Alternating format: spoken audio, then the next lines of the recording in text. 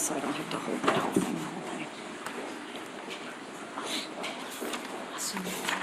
What's that? Yes. So you could get right here.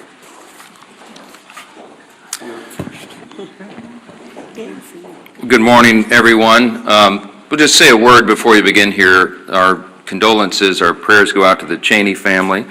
Of course, we've had the loss now of former Vice President Dick Cheney. Scripture is very clear. We give honor where honor is due, and someone who gave their life, loved their country, loved serving their country in so many capacities. As you know, Dick Cheney served as Vice President. He served as a Secretary of Defense.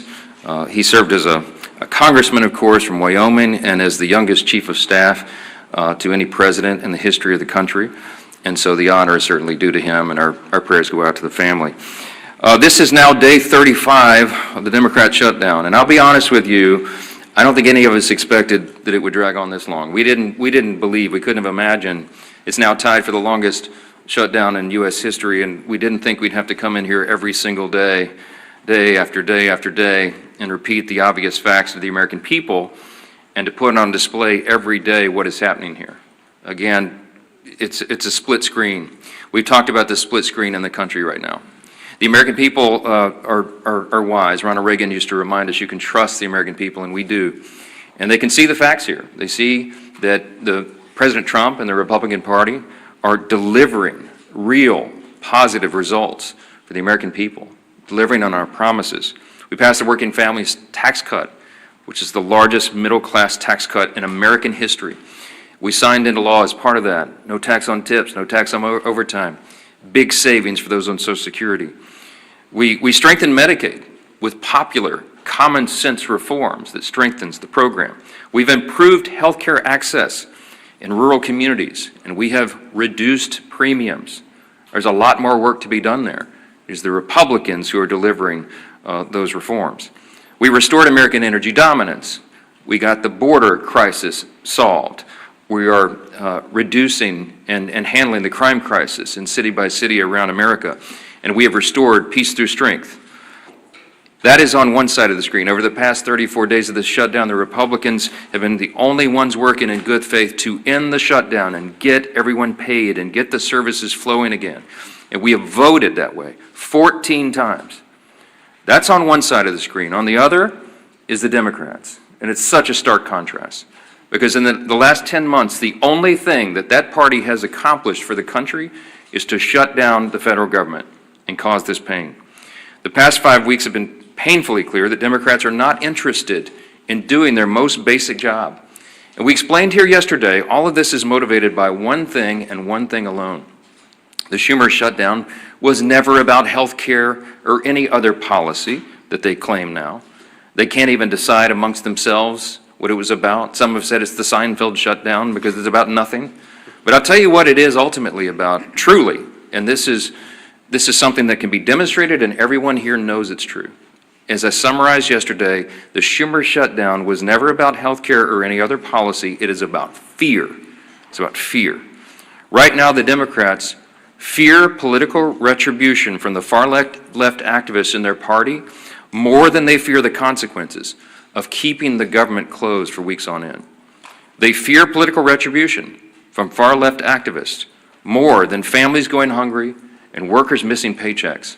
That is a fact that they are demonstrating day after day and vote after vote. It's gotten so bad for them that even their traditional allies are losing patience now. The head of the Teamsters Union had a blunt message to Democrats a couple of days ago. Quote, "American workers are not bargaining chips. Senators need to stop screwing around and pass the House-passed clean short-term funding bill," unquote. And it's not just the Teamsters, as you know. AFGE, the largest union of federal workers, had the same plea. And so did the National Association of Air Traffic Controllers, the Coalition of Airline Pilots Association, the NetJets Association of Shared Aircraft Pilots, the Allied Pilots Association, Southwest Airline Pilots Association, the New York Steamfitters Union. It goes on and on and on.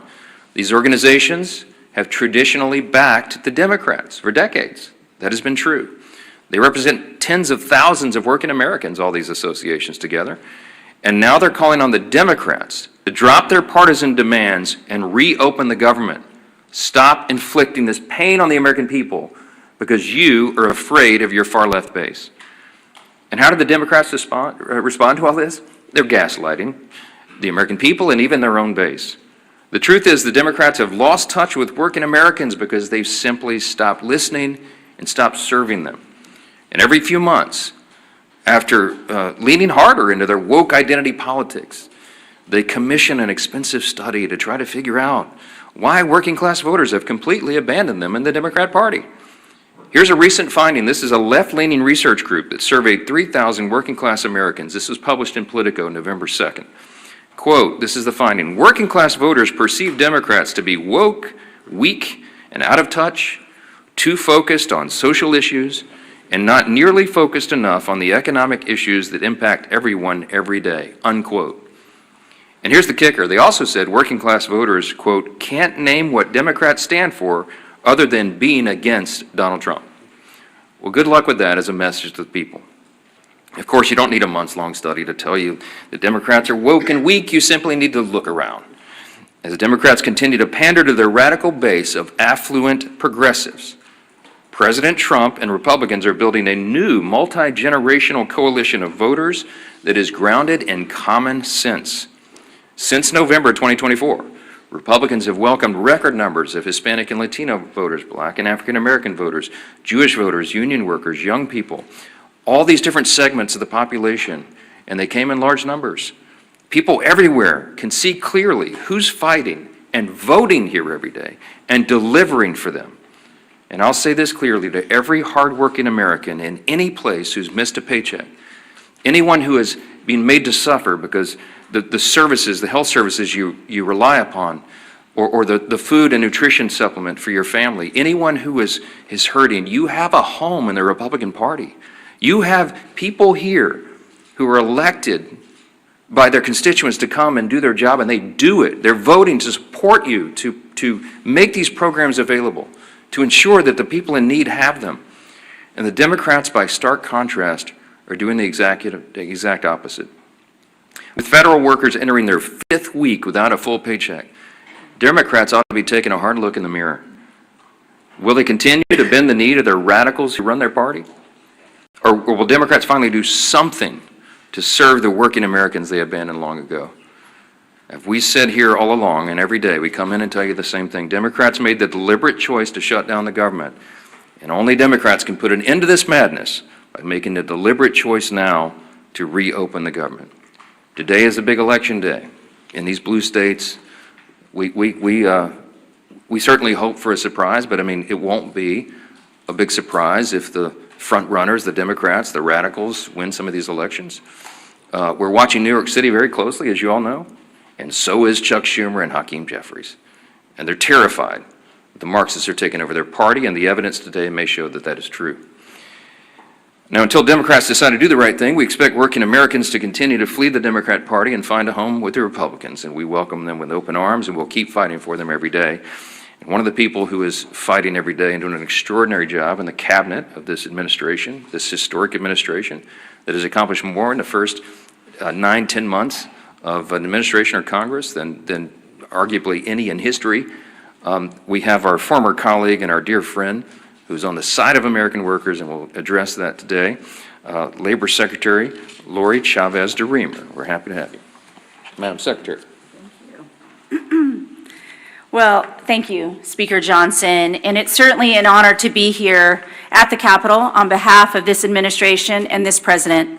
Speaker Johnson, I want to say thank you to you and my former colleagues. House Republicans did their job more than 5 weeks ago by voting for this continuing resolution. How do I know this? Because I did the same thing 5 different times when I was a member of the House. It was one of the easiest votes for me to take because you do not play games on the backs of the American people. It's the fundamental tenet that they elect you to do, and that is to keep the government open. That's exactly what I did. And now Democrats are not choosing to represent their constituents and the American people. What does a shutdown do? 42 million Americans are going without their SNAP benefits. Air traffic controllers are working around the clock to keep Americans safe without sleep, without paychecks, and they are required to do their job. Small business owners are not getting $4 billion in small business loans to keep their doors open. How can the economy continue to grow? We are losing $15 billion a week in GDP because of this Democratic shutdown. American workers are suffering. Prominent unions are speaking out. Our friend Sean O'Brien, as the Speaker said, was at the White House begging Senate Democrats to open up this government. American workers, 1.3 million Teamsters are represented by Sean O'Brien. He mentioned they cannot be used as political pawns. But you know who's being used as political pawns? The Teamsters by these Democrats. Because they will go to the Teamsters and they will ask them for something, and now they're not going to answer that call. They are begging them to open up this government to grow this economy. Other unions as well, manufacturing, building trades, industry-specific skilled trades. It's the workforce that I represent as the Labor Secretary. Every single day we show up to make sure that they have the tools that they need. We have sent out over $86 million to our respective states in order to upskill and reskill the American workforce. The future of the American economy is on my shoulders, on this administration's shoulders, and the Democrats have stopped all the momentum that we have put in the last 9 months. Registered apprenticeships, the future workforce. Not only are we hurting the current workforce, it's the future workforce. We are trying to educate our young people. We're trying to register 1 million active apprentices across this country. We had almost 250,000 registered, and now that has come to a screeching halt. We're trying to educate our young Americans on AI. Pilot approaches for workforce challenges in AI, the uncertainty. American workers deserve to know that they are going to have a job in this country, and the Democrats have chosen to play those political games. But many of our efforts have been stopped. 13 times they had an opportunity to say yes, just like I did, just like my colleagues have done. Enough is enough. President Trump has done his job. Not only has he leveled the playing field with tariffs, not only has he welcomed great trade agreements, he has worked most recently with South Korea and Japan to bring hundreds of millions of dollars back to this country for the shipbuilding trades. I have been working around the clock to make sure that we can protect our national security for this country, and now that has also come to a stop. We are hurting American workers. We need to get them back to work. We need to grow this economy. We need to get their paychecks back in their hands so they can provide for their families, put gas in their cars, pay their mortgages, turn on their lights. I'm talking to all of you American workers out there. We're here for you. We're going to continue to fight through this shutdown, and I am begging these Democrats to show up, do their job, and open up this government. 35 days is far too long for the American people. Enough is enough. I'd like to turn it over now to my Chairman Wahlberg, Education and Workforce Committee. And again, on behalf of the President, it is an honor to serve him. It is an honor to serve the American people, an honor to get up every single day and do this job for the American men and women of this country who are building back the United States. Thank you. Well said, Madam Secretary. And I've worn out my voice, Mr. Speaker, over the course of the last 5 weeks all across my district, from Lake Erie to Lake Michigan, from Detroit to Grand Rapids, from South Bend to Toledo, Ohio. Getting the message out, the Republicans did what we needed to do to keep this country moving forward. We were willing to negotiate on everything and anything, but do it in a way that doesn't have a punitive impact upon the citizens we are so privileged to serve. And Madam Secretary, we're looking forward to Workforce Pell being initiated and getting more people trained for the workforce for the jobs that we need. And this stutter that's gone on now for 35 days doesn't help us get it up and running well as a result of the One Big Beautiful Bill and what we've done there and many other things for education and the workforce. It's now been over a month since Democrats shut down the government, and the American people are feeling the impacts. Workers and families don't know when they'll receive their next paycheck. Service members and men and women who keep us safe may not be able to feed their families. Air traffic controllers are working double shifts along with TSA that I greeted last night and thanked for working without a paycheck in sight. These are proud Americans who are working hard to keep our communities running, and the Democrats are making sure they won't get paid. The Democrats are making sure they won't get paid. Did I make that clear? We've tried to do that all across the media networks in Michigan, and I think it's working. Similarly, businesses across the country are facing mounting uncertainty. Groups like the Job Creators Network and National Restaurant Association are raising the alarm about millions of workers and businesses at risk of closing because of the shutdown. And according to the American Hotel and Lodging Association, the economy loses $31 million per day from lost hotel revenues.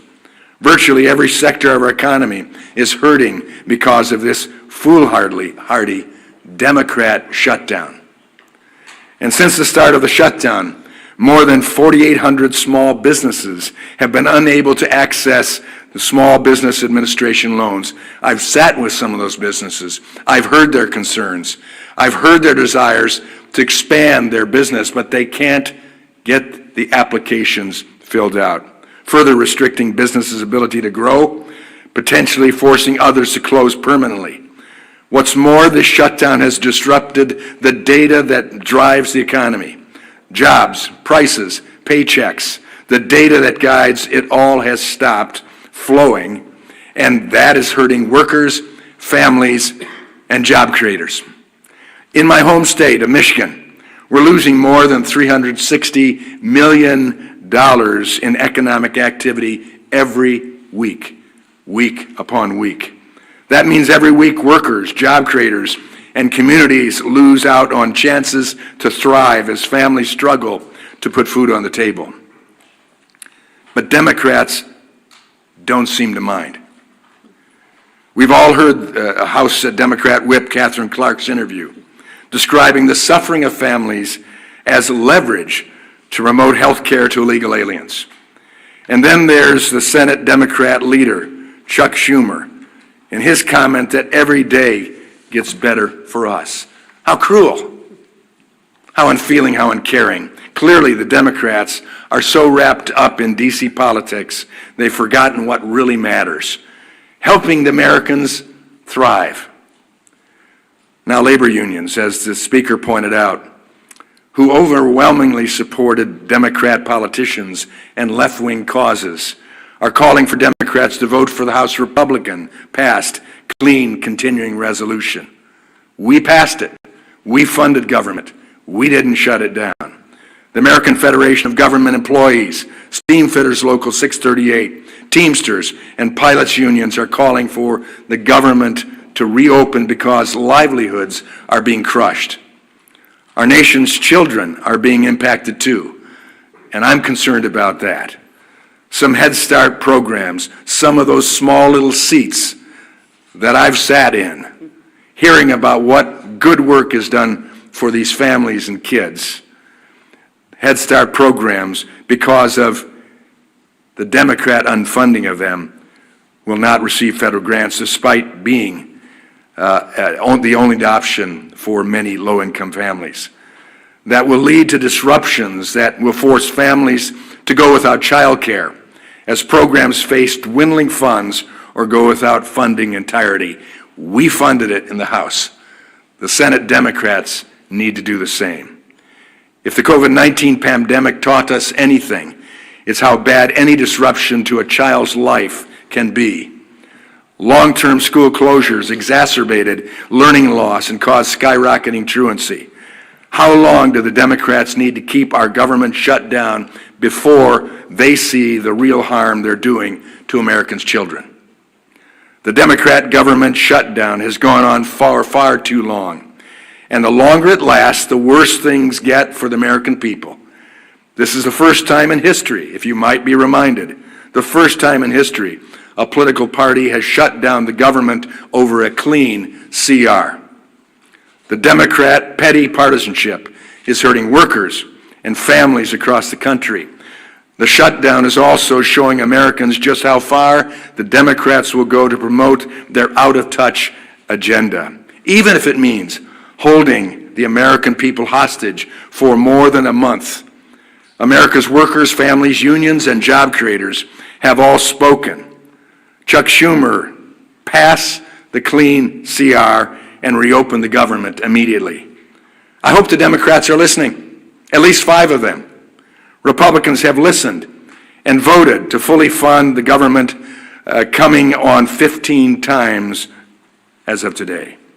It's time for 5 more Democrats, including my 2 members from Michigan, to vote the same way. For the children, as Nancy Pelosi has famously said. Do it for the children. Do it for Americans. I now am pleased to turn over the podium to a great leader, Leader Scalise. Thank you, Chairman Walberg and Secretary Chavez-DeRemer. It's great to have you back here in the House. I'll start by joining in with what the Speaker said and extending my condolences to the family of Dick Cheney. Of course, served 8 years as President George Walker Bush's Vice President, served in so many other important roles in government, started as a member of this House of Representatives, and lived an incredible life, and we mourn his passing and extend our prayers to the Cheney family. As we look at potentially another vote today in the Senate to try to have a breakthrough to open up the government, let's remember when the Senate votes today, they're not voting on some big, massive omnibus bill, a bill that resolves all of our differences. You know, if you're one of these Democrats, and it only takes 5 to get this government back open, and you're struggling with this decision, do you offend your far left radical base? It's about to elect the new leader of their Democrat Party in Mondami in New York, or do you stand up for the tens of millions of people around the country who are actually suffering? And if you vote yes today, are you giving anything up? What's in that bill? A clean continuing resolution that violates any of your principles? Nothing. Again, that bill does not solve our differences. That bill just keeps the lights on. That bill just allows federal workers to get paid for the work that they're doing. Those that have to show up and work and keep our airports open.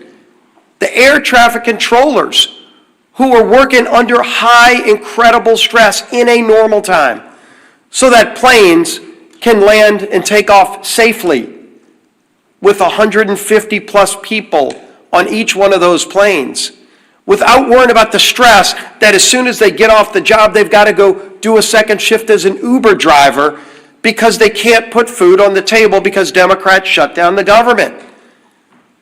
Hopefully they weigh that when they cast their vote today.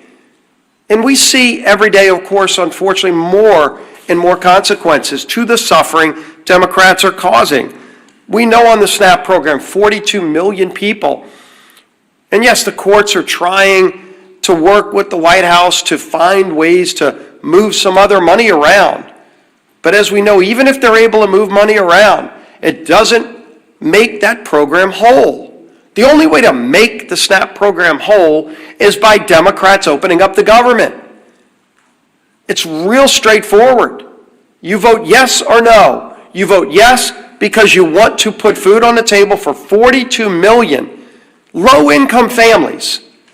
But if you vote no, maybe because you're afraid of some radicals in Portland or San Francisco or New York City, when you vote no, you are taking food off the table for 42 million low-income people, the least among us who need that help.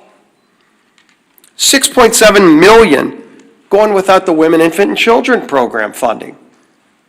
WIC program is really, really important, again, to very low-income people who need that help.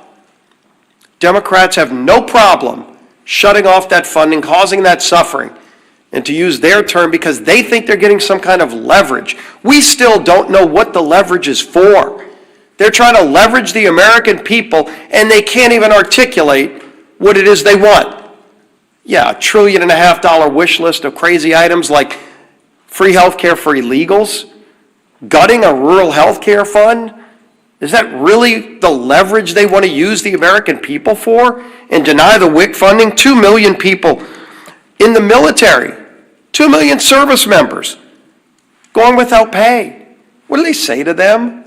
Oh, gee whiz, they were so afraid of Mandami in New York that they couldn't vote to pay our men and women in uniform who are keeping our country safe, risking their lives, while their families are wondering if they're going to be able to put food on the table. What a profile in courage. It's gutless.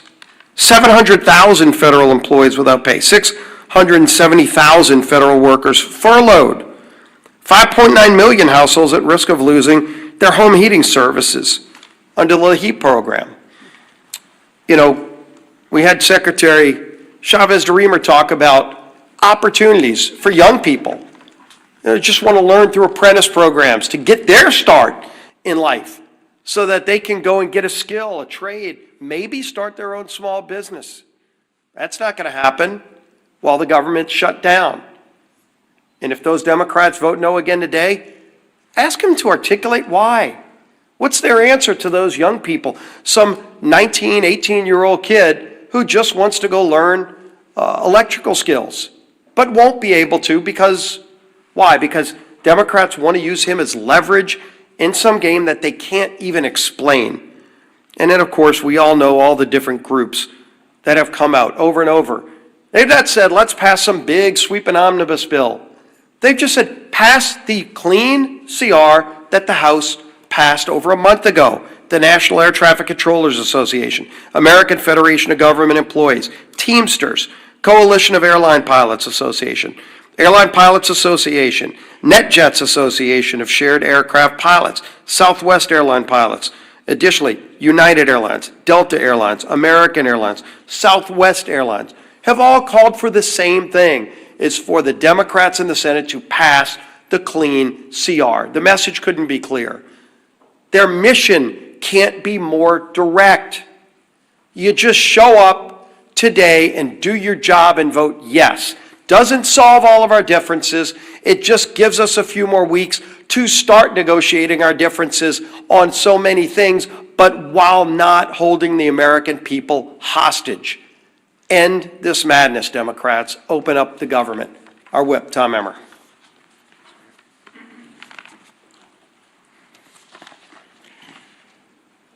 The Democrat government shutdown, spanning 35 days and still counting, is now tied for the longest government shutdown in U.S. history.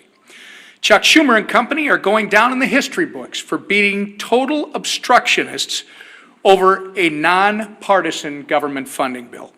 Meanwhile, it's hardworking Americans who are being forced to pay the price. Federal workers are turning to local food banks to feed their families. Head Start programs are beginning to close, as Chairman Wahlberg mentioned. Thousands of flights are getting delayed due to staffing shortages.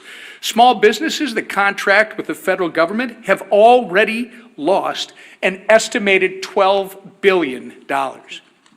Even unions, as you've heard, which traditionally have favored our colleagues on the other side of the aisle, are begging for them to end their needless shutdown charade.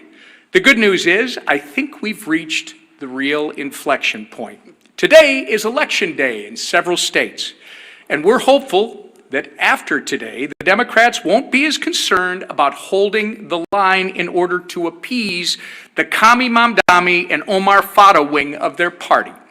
And maybe, just maybe, at least 5 Senate Democrats will finally come to their senses and join us by passing our clean CR to reopen the government. The ball is in their court. Republicans have done our job. The question is, are Democrats willing to put politics aside long enough to do theirs? I hope the answer is yes, sooner rather than later. The American people deserve better. Chairwoman McLean. Thank you. And thank you, Chairman Wahlberg and Secretary Chavez DeRemer. It's good to see you again. Thank you for your words. of wisdom, but again, here we are today, and I want to be very clear about the consequences of the Democrats' actions. 42 million Americans will lose their SNAP benefits because they voted to shut the government down. Air traffic controllers, TSA agents, and federal law enforcement officers are working without pay because they voted to shut the government down.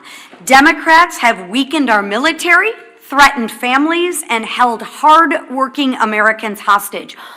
Why? All because they voted to shut the government down. And why did they inflict this pain? Because Democrats wanted leverage. Leverage to appease their radical base with more wasteful spending.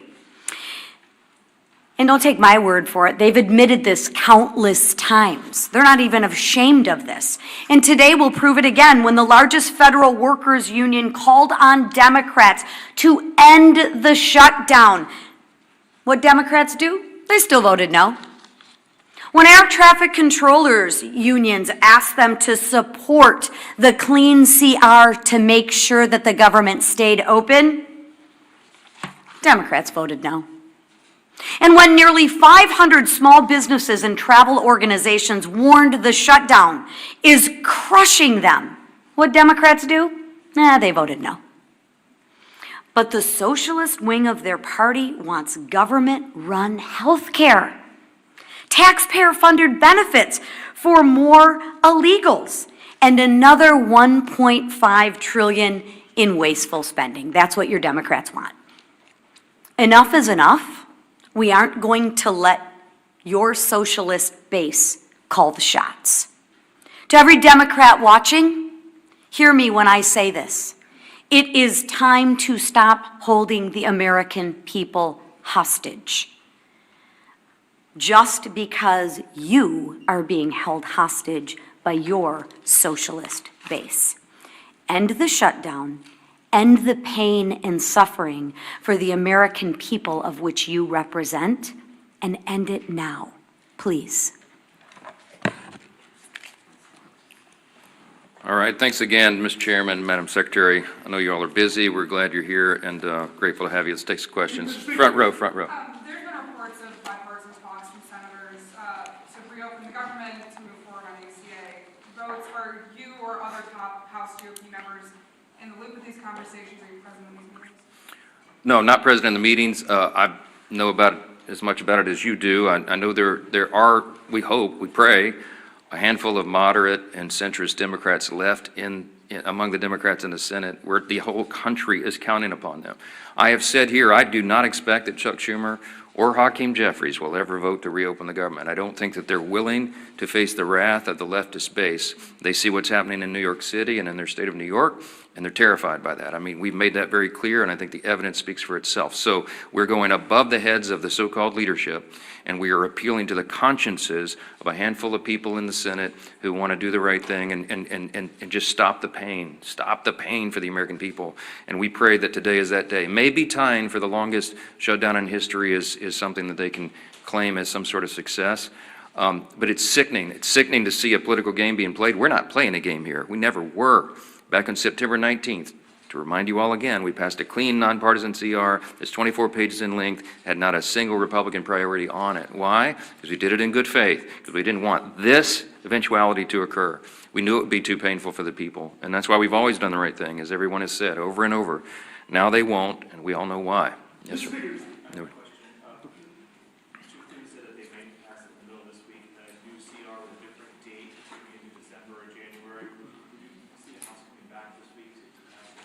If the Senate passes something, of course, we'll come back. We're running out of clock, obviously. We put 7 weeks on the clock. That was remember, the bipartisan arrangement that was made between Democrats and Republicans in the House and the Senate, in consultation with the Senate, bipartisan, bicameral agreement that they needed 7 more weeks on the clock.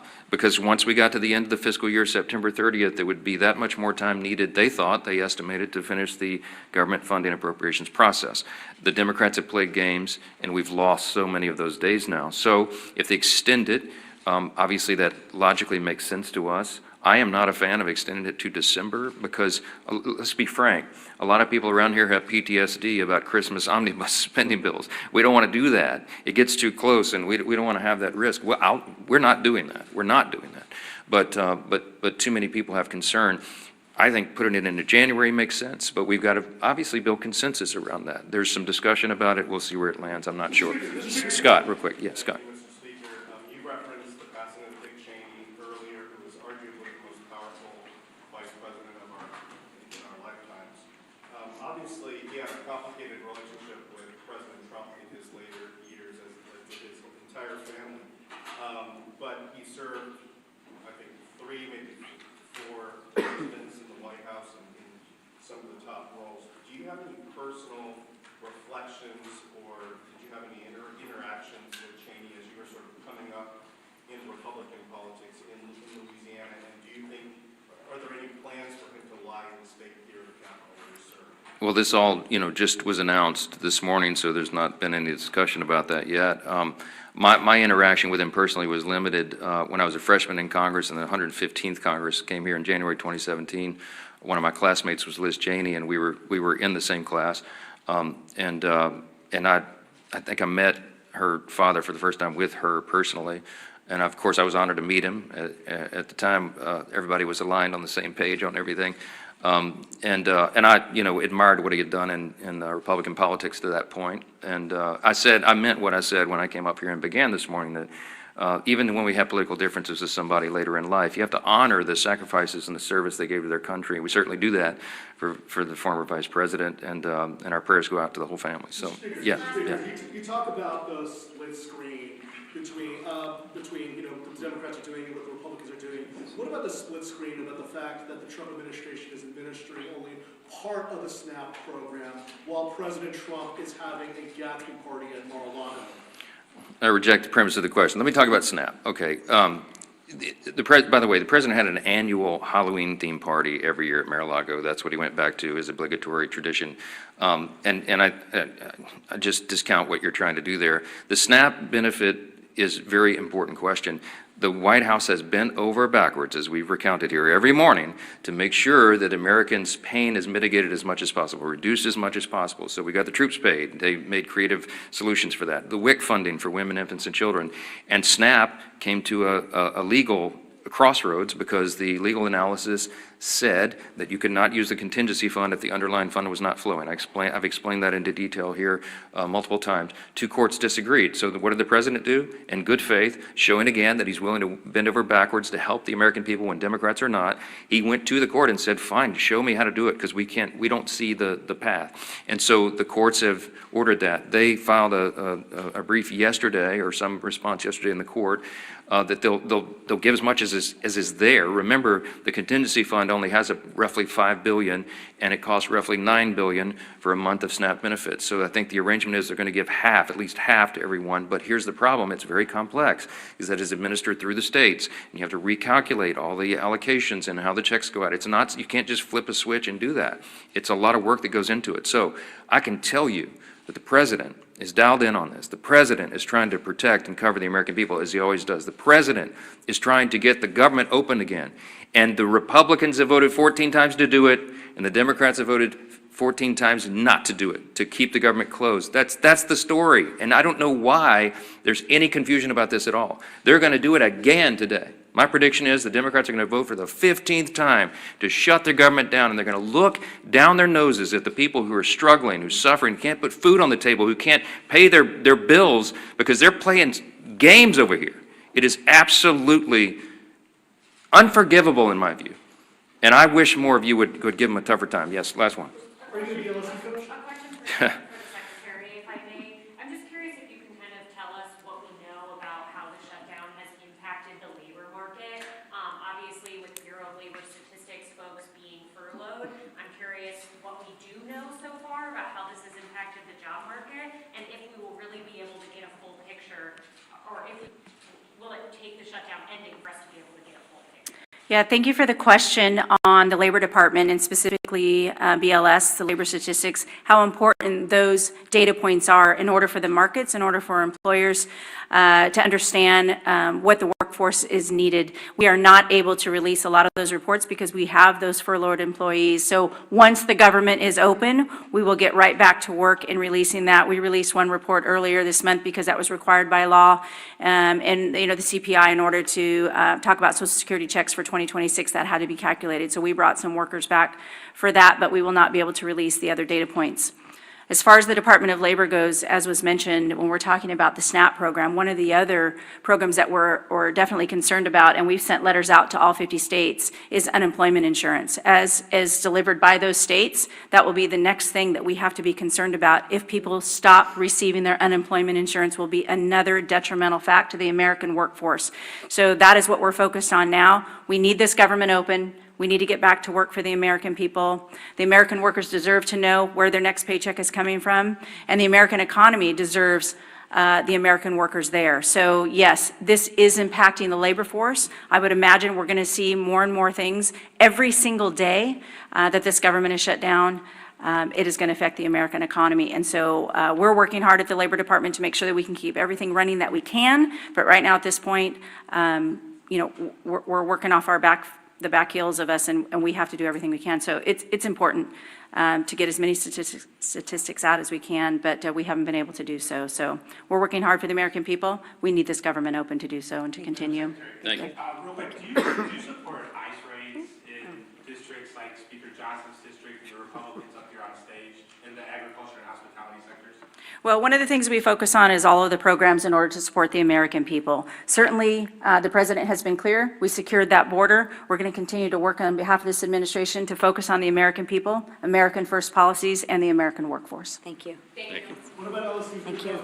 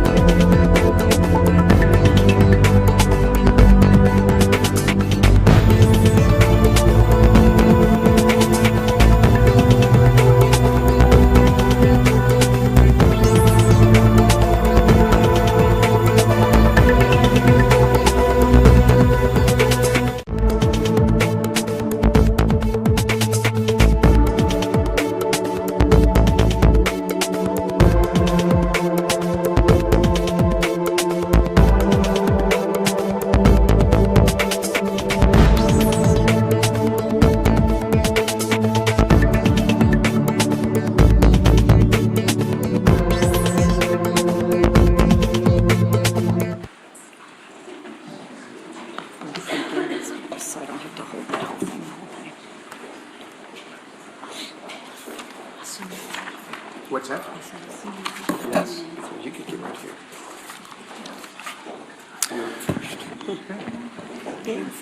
Good morning, everyone. We'll just say a word before you begin here. Our condolences, our prayers go out to the Cheney family. Of course, we've had the loss now of former Vice President Dick Cheney. Scripture is very clear. We give honor where honor is due, and someone who gave their life, loved their country, loved serving their country in so many capacities. As you know, Dick Cheney served as Vice President. He served as a Secretary of Defense. He served as a congressman, of course, from Wyoming, and as the youngest chief of staff to any president in the history of the country. And so the honor is certainly due to him, and our prayers go out to the family.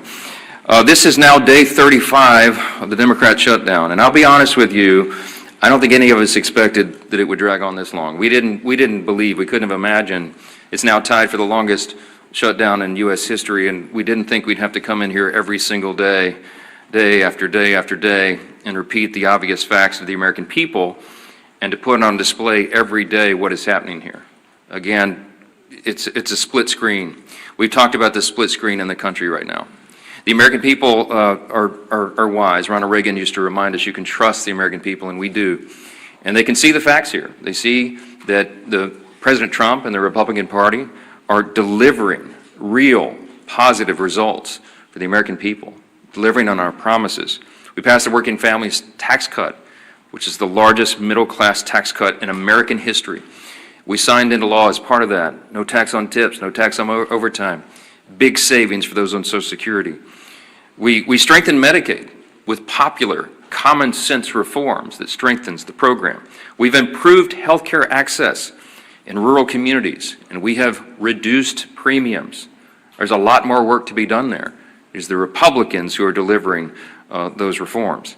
We restored American energy dominance. We got the border crisis solved. We are reducing